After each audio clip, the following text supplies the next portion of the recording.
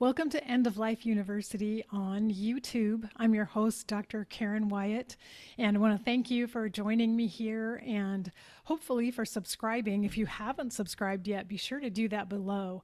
Today, I'm sharing with you a solo episode, and you have the privilege of being able to see some slides I made for this episode on why death education is important. So you'll be able to see what I'm talking about as I go through this discussion, and I hope you enjoy it. We'll get on. I'll start sharing the slides right now so we can get into this topic. Okay, great. Oh, hello, there I am. I'm still there. All right, we're talking about why death education is important, and this is an issue that I care a lot about. I've been passionate about death education for a number of years now, given that no matter what area of end of life studies we care about, whether it's advanced care planning, if it's hospice and palliative care, if it's home funerals, green burials, no matter what areas we're working on, including if we want to promote death doulas in our society, all of those efforts require education in order to be successful. For all of them to work and make an impact, we have to be educating people in our communities so that they will embrace these ideas around the end of life. So I want to talk a bit today about why this is so important, and then also how and where we should be teaching about death in our communities. So I want to go through some of the reasons why death education is so important right now. One of the first reasons is simply that we're living longer and we're experiencing more complex diseases like Alzheimer's with advanced age. And so as the baby boom population gets older and older, our population of the elderly is growing. Something like 10,000 people a day turn 65 from the baby boom generation every single day. And so the numbers are swelling of the elderly in our society. Therefore, the incidence of diseases like Alzheimer's and other dementias is also growing. And these diseases are complex to care for. It takes a huge amount of investment in healthcare and also in caregiving, family caregiving, to manage these patients. And if we don't pay attention to this trend and alert people to what's happening, we will be caught unawares without the workforce and the home care health force that we need to take care of these patients. So statistically, 55 million people are living with dementia worldwide. It's not just a problem in the US, it's worldwide. And the numbers are estimated to be doubling every 20 years of patients with Alzheimer's and other types of dementia. We do know that longevity has been increasing over time, even though it has decreased since 2019, probably due to COVID, most likely. The average longevity here in the US was 79 in 2019 and has now decreased to 76.1 in the US at this time. Chances are it will go back up again. But nonetheless, we need death education in our communities in order to be prepared for the onslaught of many more elderly people, advanced elderly people, also with complex illnesses, so that we're prepared to know how to handle them. Another reason that we need death education is because medical technology continues to advance at a rapid rate. We're developing more and more technologies for treating illness, which is wonderful, but our ability to forestall death and keep a body alive has outstripped our willingness to grapple with difficult end-of-life decisions. The problem is we are working very hard to continue life, but we haven't put an equal amount of effort into accepting death and planning and facing a positive end of life. So we need education to help people be prepared for the future, to be proactive about the care they receive. And studies have shown that those who think and talk about death are much more likely to put their wishes in writing, to talk with other people about those wishes, and to stop medical treatment when it is no longer helping. And Dr. Jessica Zitter has written a great deal about this. She talks about it in her documentary film Extremis, but also her book Extreme Measures, the fact that we are able to prolong the dying process and increase the suffering that people encounter at the end of life. And that happens specifically because we haven't dealt with death and dying. We haven't educated enough people to be prepared and to be proactive and plan ahead and make decisions in advance. So we really have to do this work of educating the public and making sure they know what their options are for the end of life. Medical technology is great, and sometimes it saves lives and in miraculous ways, and that's wonderful, but we have to make sure that we're not misusing it and applying it to people who are dying anyway and do not want their dying process to be prolonged. So we are also experiencing ethical and moral dilemmas about end-of-life issues. And that, again, is because we have technologies available now. We can place people on ventilators and keep their bodies alive for months and years. And there are debates over medically assisted dying, debates over when should life support be discontinued. And these types of dilemmas and conflicts are causing splits, sometimes in our families and sometimes in our society. There was a Pew Research Center survey that showed that 40% of Americans favor medically assisted dying laws and 49% are opposed.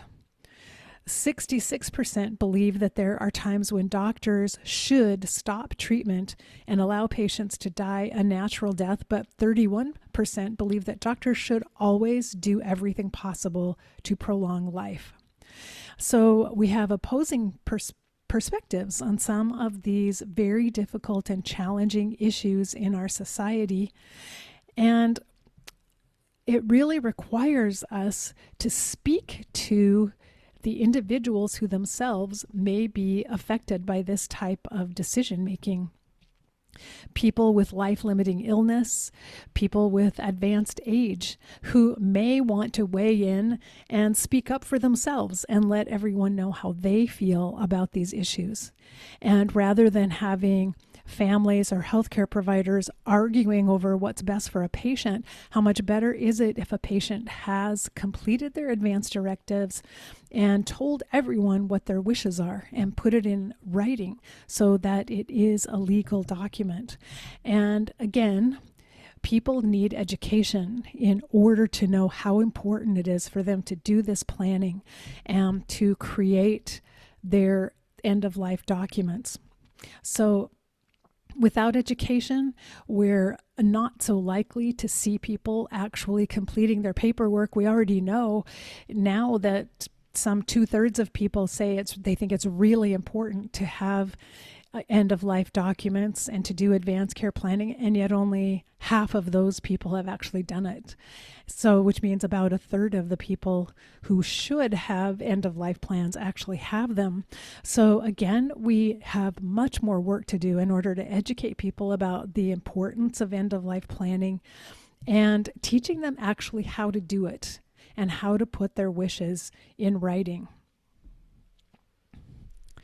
Another reason we need death education is because of the high cost of being unprepared for death. And one thing that happens, I already alluded to, when we're not prepared, we don't know what we would like to have happen at the end of life or what kind of care we'd like to receive, we're much more likely to receive aggressive and invasive medical care, which may be futile, which may not at all help us live longer, may actually prolong our suffering at the end of life, and which will incur a great deal of expense. And so it isn't really about the money here. It's about the fact that people have a wish for things to be a certain way, but those wishes will not be met if they haven't been put in writing and if no one else knows about them. The second area of the cost of being unprepared for death are funeral expenses, because this is another area where people oftentimes know what they wish for, they know what they would like to have in their lives, and yet they haven't made any plans or told anyone or talked about it. And when a grieving family sets out to try to create a funeral in the moment right after a loved one has died, they're much more likely to choose a more expensive service, to go in for all the trappings, the expensive coffin and flowers and ceremonies, because they're in pain and because they simply don't know what else to do to honor their loved one. So it's very hard to make the best choices when you're in that moment of crisis, whether you're making a choice about healthcare or a choice about a funeral. So we're more likely to go overboard, to go for extremes, to allow more health care than was wanted, and to perhaps plan a more elaborate and expensive funeral than was wanted. And these days we know more and more people, when they're surveyed, are actually saying they would like to have a smaller, more intimate service or a memorial service. They would like to have some sort of alternative burial instead of the traditional casket in a vault in the ground. However, none of those wishes will come true if those people don't make plans and put them in writing and talk about them and let other people know what they want.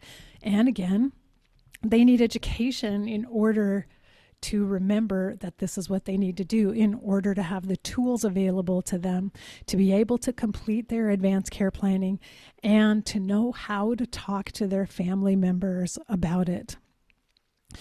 And I tell the story often of my mother's death, which now was 9 years ago. And my mom, for the last 5 years of her life, had let everyone know that she was ready to die at any time, that she felt she'd lived a good life, she felt complete, and she was willing and ready to die if and when it was her time to go. And during those 5 years, she started planning ahead for her own death. She completed the 5 wishes document, all in her own handwriting, which was very sweet for me to have at the end of her life. And we had many conversations about it. She asked lots and lots of questions about what it meant and really talked through and thought through what her preferences were. And as her healthcare proxy, it meant everything to me to be able to have those conversations. So I knew very clearly what she wanted in terms of healthcare at the end of her life. As it turned out, when it was at the end of her life, she developed biliary cancer, which could have been treated surgically. And we made the decision to forego surgery because my mom's greatest wish was to be at home when she died. And in talking very frankly and honestly with the surgeon, there was a very large chance that she might die on the operating table if they had tried to do the surgery. She also might have died shortly thereafter of complications from the surgery, and would have been in the hospital at the time of her death. So we made a decision to just put in a stent, an external stent, and take her home, because that is what she wanted more than anything. And it was only possible to make that difficult decision for her because she and I spent so much time talking about it over the previous 5 years, because we had gone over and over again talking about various scenarios and situations. And every time her answer was, I just want to be at home. I just want to be home when I die, and I want you to be there with me. So having that knowledge was so empowering when it came time to talk to her doctors and to have to offer them the reason why I was refusing surgery. And they understood it, and it made sense to them, and they agreed. If she wants to go home, let's send her home. But that, again, was only possible because she put it in writing, and also because she and I had talked about it. And again, it's because she had been educated about the importance of having these plans, educated by me, her doctor, her daughter, the hospice doctor. So because of that, I was able to help my mom do the planning she needed, and she ended up with the kind of end of life that she really wanted. But in addition, my mom on her own also planned her entire funeral.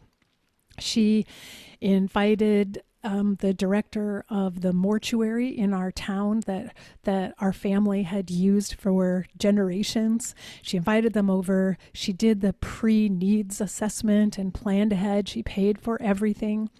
And she had a little notebook where she listed the speakers and music, verses that she wanted, even certain flowers that she would like to have at her funeral, and where she wanted the funeral to be held. She had all the details. She'd paid for her plot at the cemetery, everything. Everything was covered. And she had pointed out this notebook to me a number of times before she died, even though we didn't really review it together. I hadn't looked at it. It didn't, it wasn't registering on my consciousness at the time that that's what we needed to talk about. However, right after she died, that notebook was sitting on her kitchen table. She knew that her time was short, and she left it out where my brother and I could find it, and we read it all together. We immediately agreed, this is the funeral we are having for Mom. We're doing whatever she wants. We're having these speakers, this music in this place. We're doing it the way she wants, to the best of our ability. And I dare say, had we not had that notebook from her and understood exactly what she wanted for her funeral, she would have had a very different funeral, and chances are my brother and I would have had a huge argument about what to do, because the two of us would have had very different ideas about what makes a great funeral. And most likely we wouldn't have even recognized what she would want. So the fact that she did all of that planning, all of that work in advance, was a tremendous gift for us. It alleviated our stress, because we were able to plan the funeral she wanted. We knew in our hearts that this was our last gift we were giving to her. We were able to create the funeral just as she had envisioned it. And that was huge for us as grieving children, to feel like we did this one last thing together for our mom, and we came together and we agreed with her, and we did what she wanted. And it was so beautiful, and it was so helpful for us with our grieving process.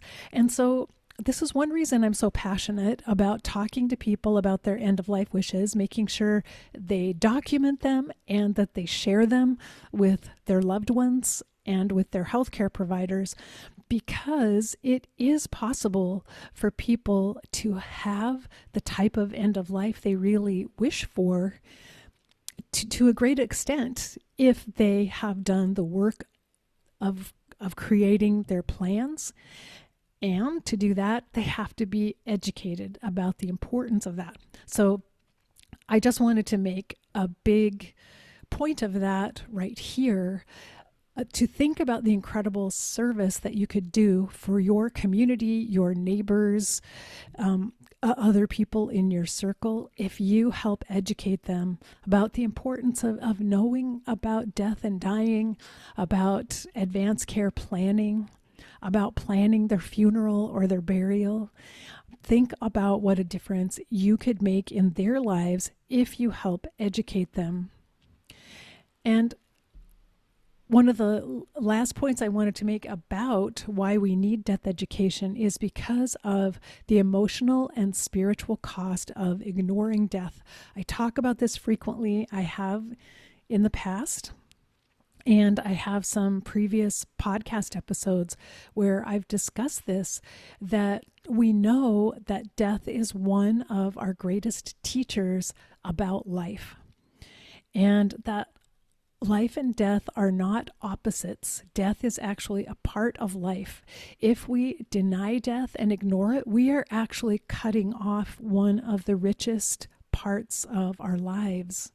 And I wrote down, it's on this slide for those of you viewing the slides, some of the specific issues when we ignore death and refuse to see that death is a natural part of life. We think that we always have more time. We assume that we will have as much time as we need, for one, to do the things we want to do, to say things we would like to say to our family members, like, I love you, to visit people, to tie up some loose ends, even to do our advanced care planning. We always think there's plenty of time and we don't have to worry about it now. But if we are aware of the fact that we're mortal and that death actually sometimes surprises us and we don't really have control over when and how death comes, we're much more likely to appreciate the perspective that life can be short and I may not have all the time I think I have, so I should take care of things now. I shouldn't put off or delay things that are important to me. And another thing that happens when we ignore death is that we forget that life is fragile. And this is also part of remembering that death can come at any time, that life is just so precious and we're so fortunate for every moment of life that we get to experience. And yet we often take it for granted. We are not even aware that it can disappear in the blink of an eye, in a single breath. Life can be gone. And remembering just how fragile life is helps us treat life with this great care, but also with love and gratitude. And I feel that changes everything when we live in that space in our lives, with this appreciation for simply being here, simply having the opportunity to be alive, to wake up every morning. It changes how we live from day to day. Another aspect of ignoring death is that we don't cherish our relationships because, once again, we don't see that the people we love are here with us for a limited amount of time. Death can come at any time for the people that we love, and we should be cherishing the time we spend with those we love, and also not wasting time if there are things we need to say and we need to talk about, making sure they know that we love them and care about them, or maybe healing some of the fractures that have happened in our relationship in the past. Another issue of ignoring death is that we don't necessarily appreciate change. In fact, it's kind of part of our human nature from the ego that we don't really like change very much.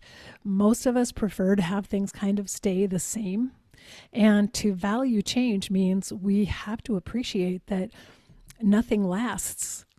Everything is impermanent. Everything that's here right now could be gone in an instant.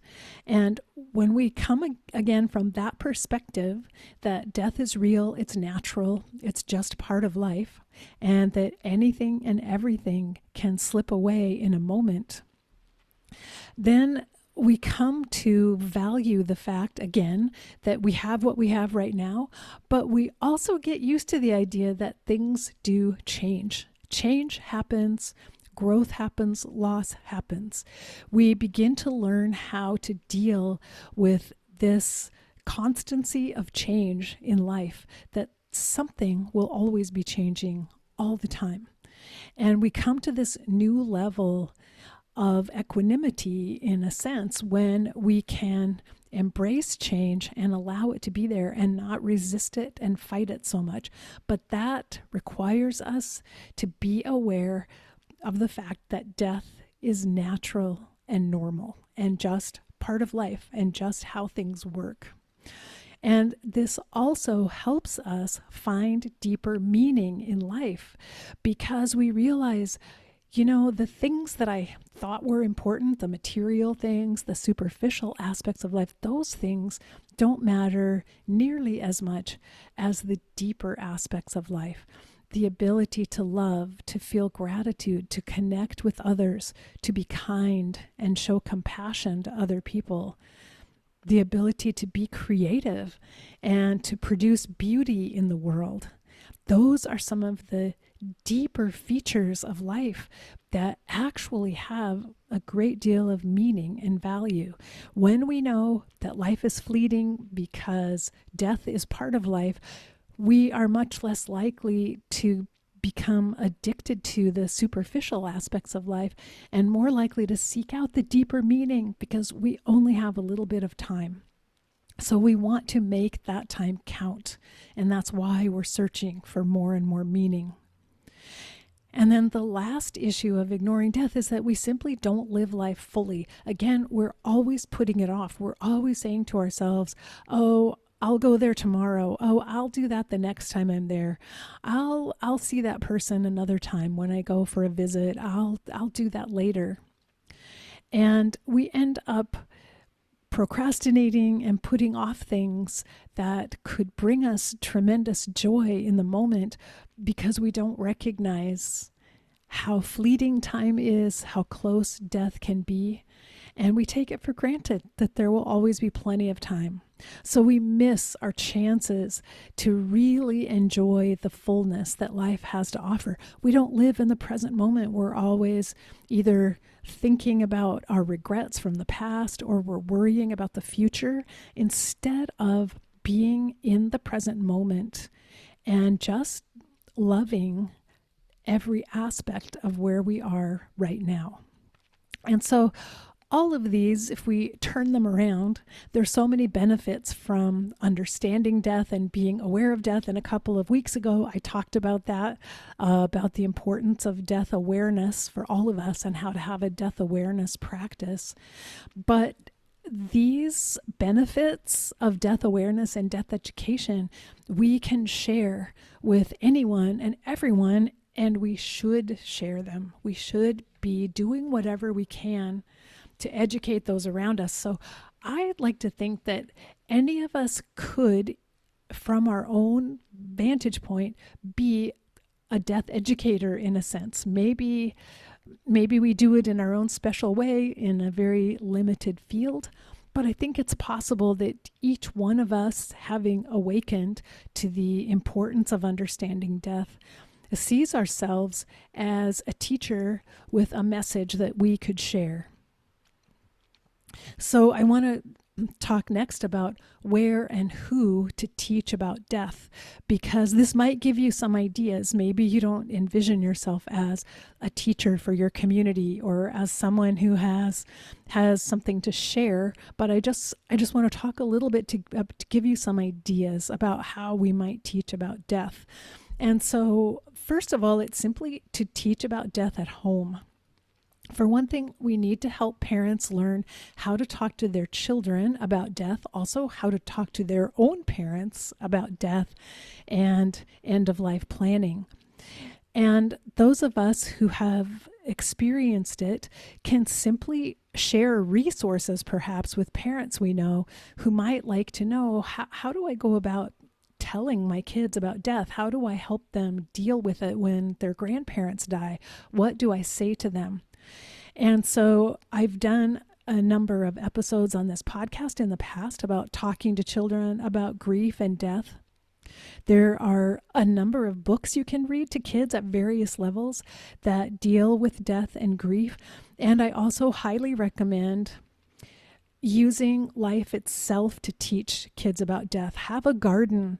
Show them the garden every day, how it's growing. Show them when plants die in the fall, when their leaves fall. Talk about this cycle of life and death and how it's so important in the garden. Have a pet. And as we know, pets will die. We are most likely to outlive our pets.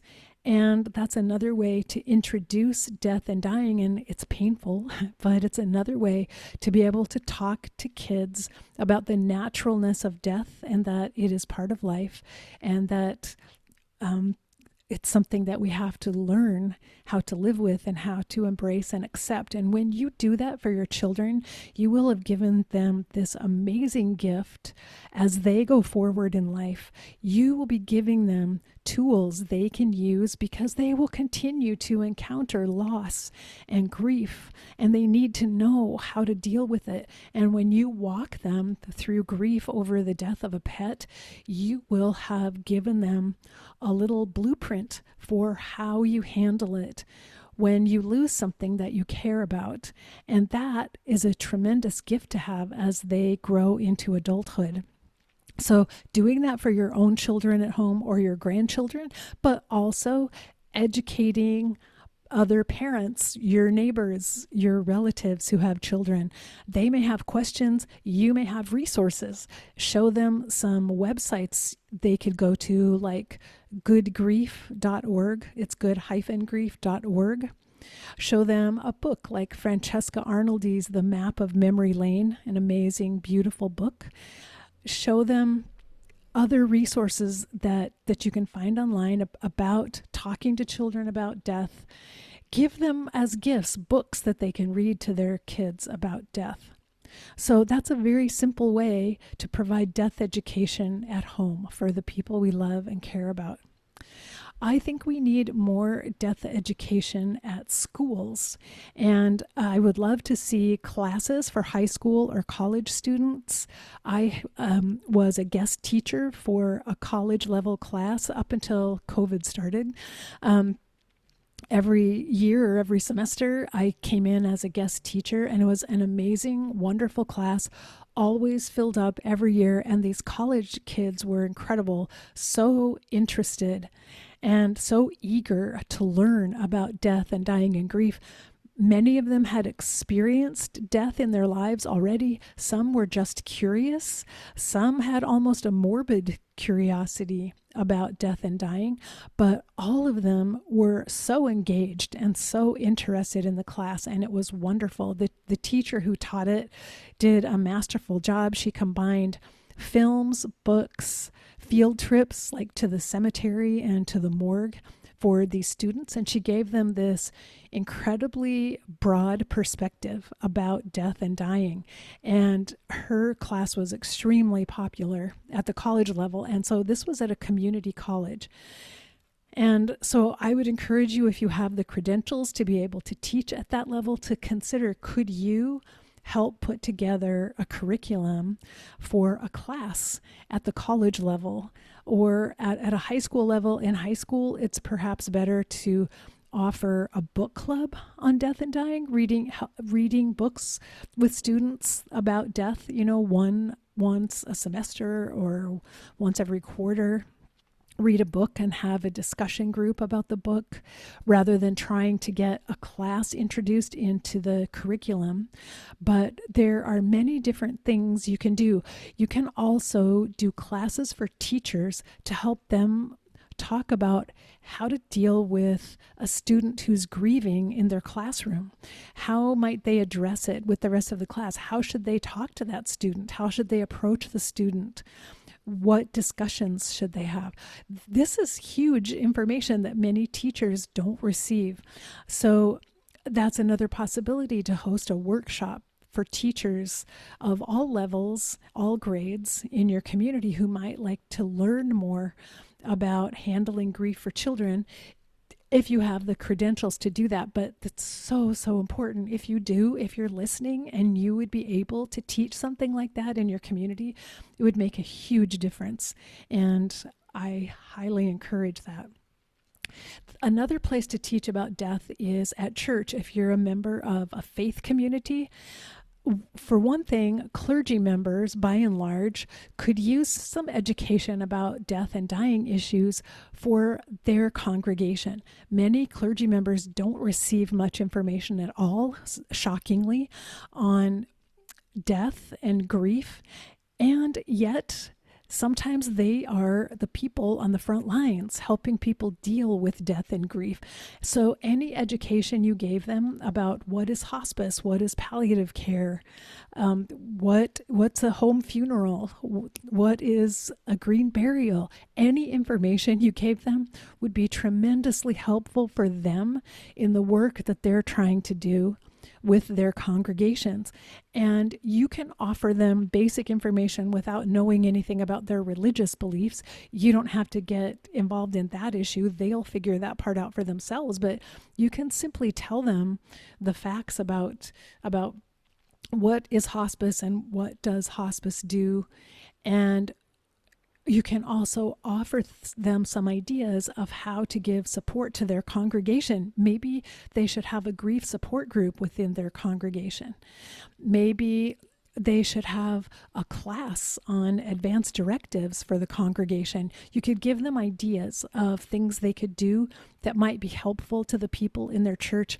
And really, regardless of the religious beliefs, they'll take it or leave it. But from the clergy I've talked to in the past, they tell me most clergy members of all faiths are very undereducated around issues of death, dying, and grief. So if you belong to a faith community, that's the perfect time to approach the people in your community and ask if they would like to learn more. And that's just an area where we need a tremendous amount of work. Then also teaching about death at workplaces. We know that workplace grief is a big issue now. We understand that most workers don't receive adequate bereavement leave when they come back to work after a death. No one knows how to handle it. No one talks to them about it, including their boss. No one is comfortable dealing with death and grief in the workplace. So first of all, let's educate employers. Let's talk to them about how they might make their workplace friendlier, safer, more welcoming to people who are grieving, who have experienced death and dying, and simply give them some information about the experience of grief after a loss so that they don't have unrealistic expectations of their employees. But you could also suggest you could do a little workshop for all of their employees on grief and loss as well, because people don't know how to talk to their coworkers after someone has experienced a death. And this is another great service you could do simply by talking to people about grief and how to be with someone who's grieving. And I think this would be tremendous and could make a huge difference in the workplace in terms of how we approach people dealing with grief, and how do we approach it maybe when an employee dies and the whole office is discombobulated after a death. What should an employer do and how to handle that? So again, I think the workplace is a huge area for more death education. Also, teaching about death for the service industry. And I know WPSU, who sponsored the movie Speaking Grief, the documentary film, they also sponsored a webinar for service industry providers on basically what you need to know about grief. Because think about it, hairdressers, bartenders, the massage therapists, those are all people working one-on-one with customers who are likely to encounter people who are grieving. And they need to have education as well about how do you talk to someone, how do you listen to someone, how do you support someone who's grieving so that they can provide better services and feel more comfortable themselves when they come upon a client or customer who is experiencing a loss. And again, in our society, most people are not comfortable at all talking about or listening to someone talk about death, dying, and grief. And if we could help people in the service industry have just a little bit of education, we could increase their comfort level a great deal. And then, of course, this is my passion, teaching about death for medical providers. Oh my gosh, we need so much of this. doctors, nurses, all healthcare providers need education in talking about death. There's so much education that's needed, how to have conversations, how to deliver bad news, how to help patients make the best decisions for themselves, how to get comfortable with their own death and their own feelings of grief after a patient dies. There are just so many issues that need to be covered for healthcare providers. This is a difficult group to break through with unless you are also in the field. And if you are and you're listening to this, start brainstorming. How could you approach your colleagues and do a talk on grief or a talk on talking about death, getting comfortable with death, or even, how to help someone complete their advanced directives, something like that. It is actually urgent. We really do need to make changes in our medical system now. I think it's happening, but we need all hands on deck in a way to approach this particular group of people. And then also teaching about death in assisted living and nursing homes. And I should have added retirement communities as well. I think this is a place where staff could be educated about death and dying issues. The patients and residents themselves, family members of patients and residents, there's just so much need for education there. One time I was invited to a nursing home and I spoke to family members about death and dying issues, and the response was huge. They were so eager to learn about hospice, to learn about death, dying, and grief. They had so many really good questions, and knowing that their loved ones were nearing a time when they would need that information, they were so grateful to have it. So this could be another area if there is an assisted living or nursing home or retirement center in your area that you could approach and ask if they're interested in any education, any educational materials, or any kind of a talk or workshop. You could offer, sometimes they're most open to providing talks for family members because they are really eager to do good things for the family members of their patients and residents. And so that could be a good place to start, but you could also offer in-service trainings for their staff who themselves need to know about their own feelings of grief after a resident dies and how to deal with that, and how to also be with a grieving family after someone has died.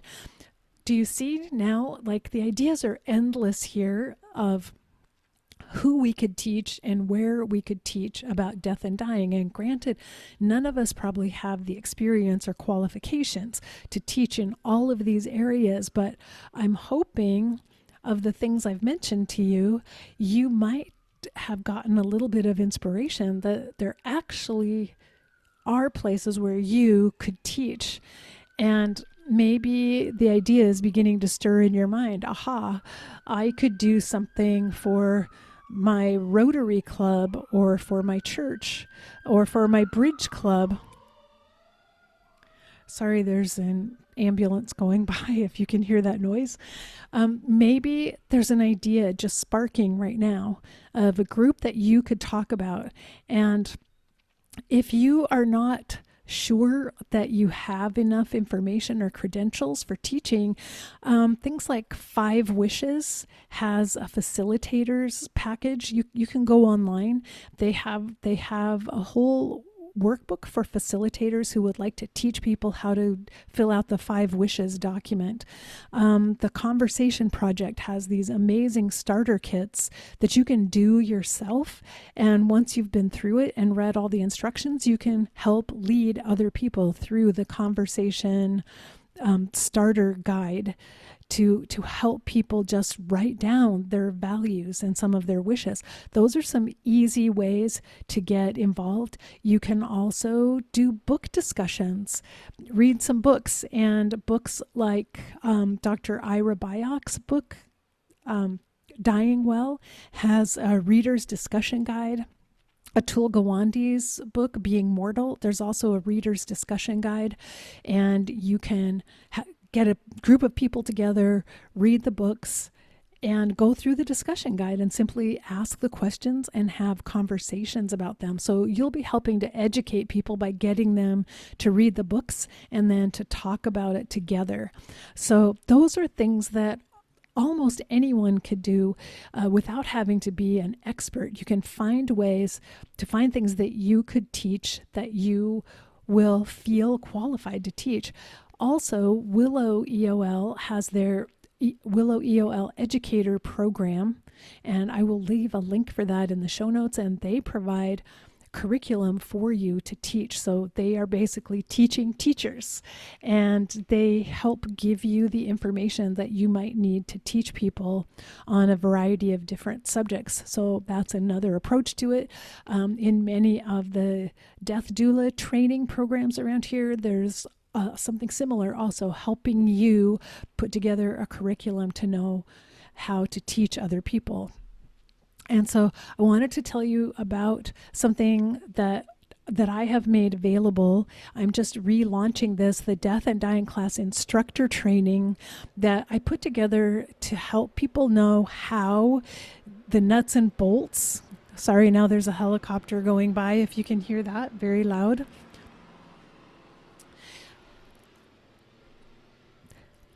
To learn about the nuts and bolts of creating a class or a workshop. So I'm not providing you with the content or the actual curriculum for the class, but I'm teaching you how to structure the class.